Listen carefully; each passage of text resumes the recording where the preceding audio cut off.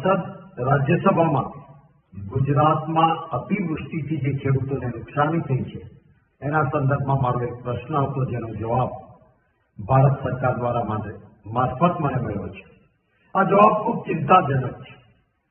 કેન્દ્ર સરકારે કહ્યું છે કે જ્યારે કોઈ મોટી કુદરતી આફત આવે ત્યારે એનડીઆરએફમાંથી સહાયની મોટી રકમ મળે, પરંતુ રાજ્ય સરકાર દ્વારા નુકસાનીનું સર્વે કરીને કોઈ આવેદન આપવામાં આવે, માંગણી કરવામાં આવે ત્યારે આ રકમ છૂટી થતી હોય છે.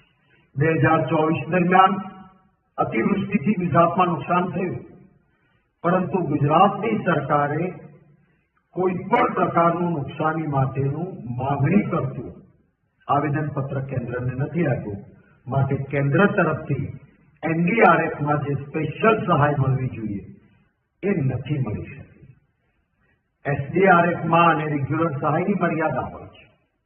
ભૂતકાળમાં આવા પ્રસંગોએ ગુજરાત સરકારે કેન્દ્રની સ્પેશિયલ સહાય માટે આજના વડાપ્રધાન શ્રી જ્યારે મુખ્યમંત્રી હતા ગુજરાતના, હું વિરોધ પક્ષનો નેતા હતો, એમણે સ્પેશિયલ સહાય માટે આવેદન રજૂ કર્યું હતું.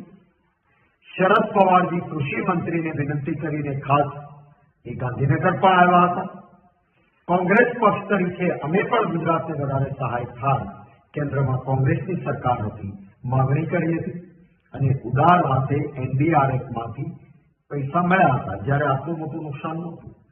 આ વખતે ગુજરાતમાં ખૂબ મોટા પાયે નુકસાન થયું. કેટલાય ખેડૂતો બરબાદ થયા છે.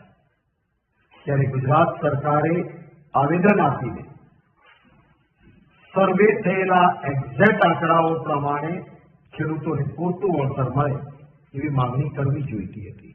પરંતુ આ પ્રશ્નના જવાબમાંથી ફલિત થાય છે કે ગુજરાત સરકારે કોઈ આવેદન જ આપ્યું નથી, માંગણી જ કરી નથી.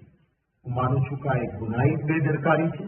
ગુજરાતના ખેડૂતો પાયમાલ થાય, કેન્દ્રમાંથી પૈસા મળે એમ હોય, ડબલ એન્જિન સરકારની વાતો કરતા હોય, એટલે કે બંને જગ્યાએ ભારતીય જનતા પાર્ટીની સરકાર છે, એમાં પણ વડાપ્રધાનશ્રી એ ગુજરાતના છે આપણા, ત્યારે તો મોસાળ લગ્નને માં પીરસવે. આપણા ખેડૂતોને, આપણા ગુજરાતીઓને નુકસાનીમાં વધારે ફાયદો મળવો જોઈએ. એના બદલે માંગણી પણ નહીં કરવાની, આવેદન પણ નહીં આપવાનું. હું માનું છું આ એક ગુનાહિત બેદરકારી છે અને ગુજરાતની જનતાને ઘોર અન્યાય ગુજરાતની ભાજપની સરકાર દ્વારા થયો છે. એ વાતનું ભારોભાર મને દુઃખ છે.